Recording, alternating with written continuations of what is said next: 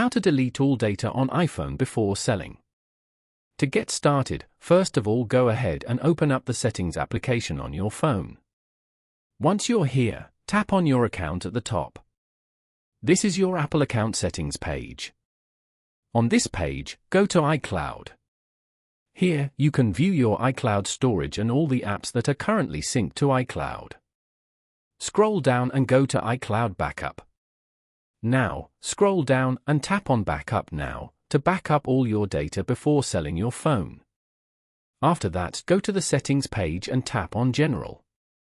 Scroll down to the end and tap on Transfer or Reset iPhone. Here, tap on Erase all content and settings. Then, tap on Continue to proceed.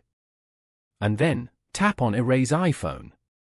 Following these steps, you can easily delete all data on iPhone before selling. Thank you for watching. Please leave a like if this tutorial helped you, or leave a comment below if you have any questions related to the video.